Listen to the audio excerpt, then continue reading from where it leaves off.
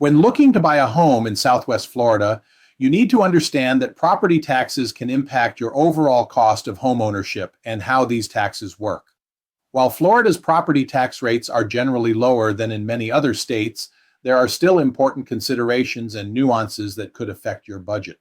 First, Florida's property tax rates are lower compared to many states, but this doesn't mean they are insignificant.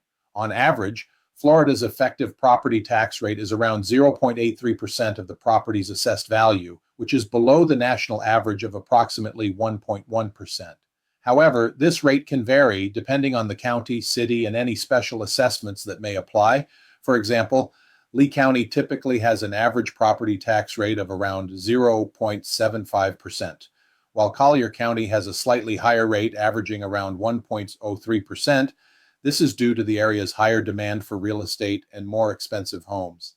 Second, property taxes in Florida are based on the assessed value of the property, which may not always align with the market value. The county property appraiser determines the assessed value by evaluating the property's characteristics, location, and recent sale prices of comparable properties. The market value, on the other hand, is what buyers are willing to pay for the property. This distinction is important because the property appraiser's office determines the taxable value based on this assessment, which can be different from what you paid for the home. If the market value is higher than the assessed value, your property taxes may be higher than anticipated. Conversely, if the assessed value is lower than the purchase price, your tax bill may be less. Third, let's talk about homestead exemptions. For permanent Florida residents, the homestead exemption is one of the most important tools for reducing property taxes. This exemption allows residents to exclude up to $50,000 from the assessed value of their primary residence for tax purposes.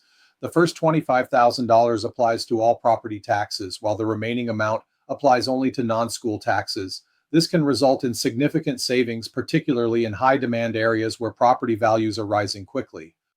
Additionally, Florida offers a Save Our Homes cap, which limits the increase in taxable value of a home to 3% per year or the rate of inflation, whichever is lower. This cap ensures that homeowners aren't hit with large property tax increases as property values rise, providing long-term tax stability.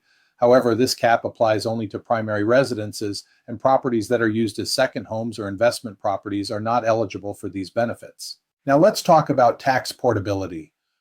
Florida's portability provision allows homeowners to transfer the benefit of their homestead exemption and Save Our Homes cap to a new home within the state. If you're moving from one home to another within Florida, the difference in the taxable value due to the Save Our Homes cap can be transferred, helping you retain some of the tax savings from your previous home. This is especially beneficial for retirees or long-term residents who decide to downsize or relocate within the state. Remember, portability has certain limits and qualifications. Fifth, property taxes in high-demand areas like Naples, Marco Island, and Sanibel Island typically see higher property values, which means that property taxes in these areas can be more significant.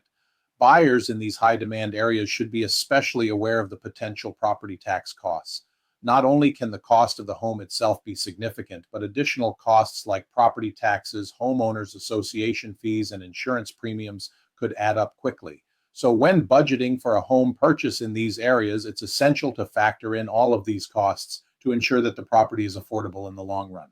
Lastly, beyond the basic property tax, there may be other fees or assessments that affect your overall tax burden. Many neighborhoods, especially those with amenities like golf courses, gated entrances, or waterfront properties, may have additional special assessments or community development district fees. These fees are typically used to fund community infrastructure such as roads, utilities, and parks. CDD fees can vary widely depending on the community and can be an important factor in determining whether a particular neighborhood fits into your budget. Also, we need to understanding property tax payment schedules. Property taxes in Florida are typically due on November 1st each year and are considered delinquent after April 1st. Property owners can receive a discount on their taxes if they pay early. Florida's tax system operates on a calendar year basis, and the taxes for the upcoming year are based on the property's value as of January 1st. Buyers should also be aware that if they're purchasing a home later in the year, the previous owner will have likely already paid part of the property taxes for the year. You may need to reimburse the seller for the prorated portion of the taxes that cover the period after the closing date, which should be outlined in the closing documents. Bottom line. Understanding property taxes in Southwest Florida is important when planning your home purchase. While Florida's overall property tax rates are relatively low, tax bills can still be significant, particularly in high demand areas. Buyers should factor in the local tax rates, explore the benefits of homestead exemptions and portability, and consider special assessments that might apply. I've sold properties to probably someone from every single state in our union. And overall, Florida tax rate is significantly lower than the vast amount of states in our union. I think Florida overall ranks second or third with the lowest tax rate overall. Now, most of Florida's economy is based upon sales tax. We're a state with tourism, and a lot of people come here from many places to visit, and that's great. And they help support our economy, our infrastructure, and pay a great portion of our taxes. But there are property tax charges here in Florida, and you need to understand them when purchasing a home here in Florida. So I hope this information has helped you to get a good understanding about how property taxes work here in Florida. But if you have any questions, give me a call, 239 313 9209, 239 313 9209. And let's go over the property taxes and answer any question you may have here about Florida real estate. Look forward to speaking to you guys. Have a great day.